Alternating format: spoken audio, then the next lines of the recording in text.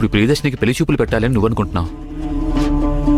కానీ ఈ టాపిక్ భూమి దగ్గర రాగానే భూమి ఖచ్చితంగా నువ్వనుకుంటున్నట్టు అడ్డుపడుతుంది. మరి అలాంటప్పుడు నువ్వు అనుకుంటున్నట్టుగా మాధవ్ రియాక్షన్ని ఎలా తెలుసుకోగలవు? అలాగే ప్రియదర్శిని రియాక్షన్ని ఎలా తెలుసుకోగలవు? నాకు అసలేమీ అర్థం కావడం లేదు. అవునండి, మీరన్నట్టుగా భూమి దగ్గరికి ప్రియదర్శిని పెళ్లి టాపిక్ రాగానే ఖచ్చితంగా భూమి అడ్డుపడుతుంది. కానీ ఎందుకు అడ్డుపడుతున్నావు అని మనం అమ్మానాన్నలతో భూమిని నిలదీయించొచ్చు. బలవంతంగా భూమితో ఒప్పించాలి. ఆ తర్వాత పెళ్లి చూపులు జరిపించాలి. అప్పుడు ఆ తర్వాత పెళ్లి చూపులు జరిగినప్పుడు ప్రియదర్శిని మాధవులు బయటపడే అవకాశం ఉంది. వాళ్ళు బయటపడి ఏం చేస్తారో చూద్దాం. ఆ తర్వాత ఏం చేయాలో ఆలోచిద్దాం.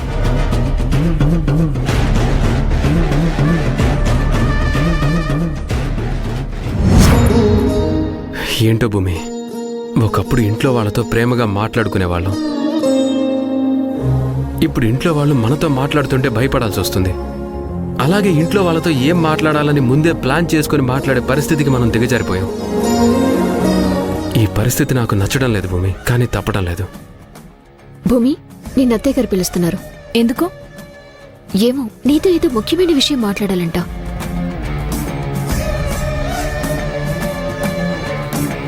వెళ్ళరా భూమి.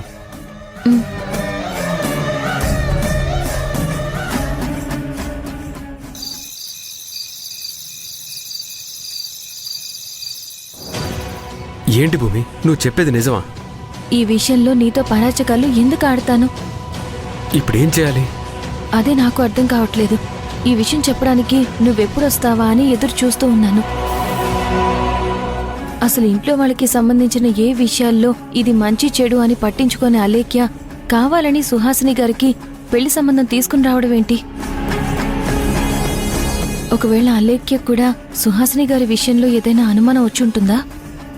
అలేఖ్య అసలే ఆవలిస్తే పేగులు లెక్క పెట్టే రకం.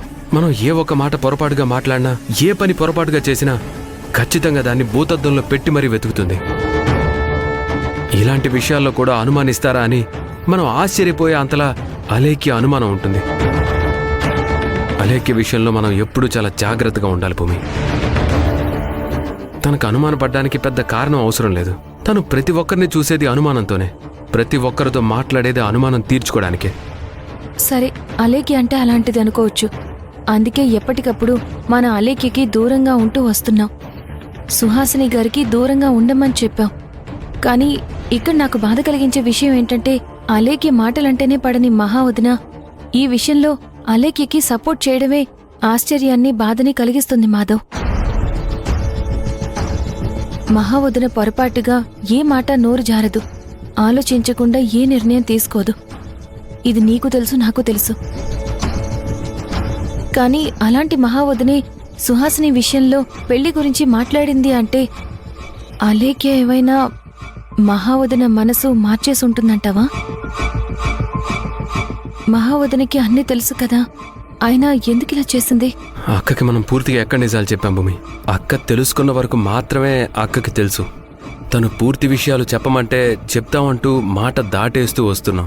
అందుకే అక్కకి లోపల అనుమానం పెరిగిపోయి ఉంటుంది.